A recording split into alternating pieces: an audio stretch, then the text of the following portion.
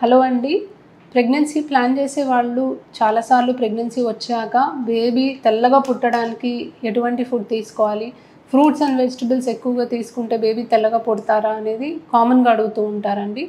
So నా పేరు doctor Suma, consultant 49 fertility centre Vijayawada. అందరికీ ఫెయిర్గా ఉండే బేబీ కావాలి, ఫెయిర్గా ఉండాలి, అందంగా ఉండాలి అని అందరూ కోరుకుంటారండి. సో బేబీ ఫెయిర్గా పుట్టడానికి యాజ్ సచ్ మనము ఏం చేసినా కూడా అది యాక్చువల్లీ మారదు. బేబీ కలర్ అనేది జెనెటిక్స్ మీద డిపెండ్ అయి ఉంటుంది. మదర్ అండ్ ఫాదర్ నుంచి వచ్చే జీన్స్ మీద ఆధారపడి ఉంటుంది. కలర్ అనేది మనము తినే ఫుడ్ వల్ల కానీ లేకపోతే మన అలవాట్ల వల్ల కానీ ఎటువంటి ఎఫెక్ట్ అనేది బేబీ కలర్ పైన ఉండదు. పలానా ఫ్రూట్ తింటే, పలానా వెజిటబుల్ తింటే, కుంకుమ పువ్వు కూడా చాలామంది బేబీ తెల్లగా పుట్టడానికి వాడుతూ ఉంటారు. ఇవన్నీ కూడా ఏది మనకి యూజ్ అవ్వదండి. బేబీ కలర్ అనేది జెనెటికలీ డిటర్మిన్డ్. అది మదర్ అండ్ ఫాదర్ కలర్ని బట్టి మనకి బేబీ కలర్ అనేది ఉంటుంది. అండ్ దాన్ని మార్చడానికి మనం పెద్దగా చేయగలిగింది ఏమీ లేదు.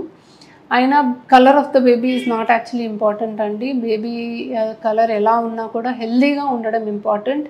హెల్దీగా మనకి ఎటువంటి హెల్త్ ఇష్యూస్ లేకుండా, ఎటువంటి అవయవ లోపాలు లేకుండా, ఎటువంటి జన్యు లోపాలు లేకుండా హెల్దీ బేబీ పుడితే అంతకన్నా మనకు కావాల్సింది ఏమీ లేదు. సో ఇటువంటి విషయాల మీద మీరు కాన్సన్ట్రేట్ చేయకుండా మీరు మీ హెల్త్ గురించి ప్రయారిటైజ్ చేసుకొని హెల్దీగా ప్రెగ్నెన్సీ పాస్ చేసుకోవాలి అండ్ హెల్దీ బేబీ పుట్టేలాగా మీరు ట్రై చేయాలి.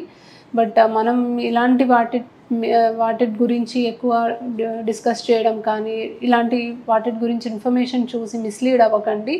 కలర్ ఆఫ్ ద బేబీ మాత్రం మన చేతులతో మనం ఎటువంటి చేంజెస్ ద్వారా మనం మార్చలేము. అది కంప్లీట్లీ జెనెటికలీ రిలేటెడ్ అనమాట. Thank you.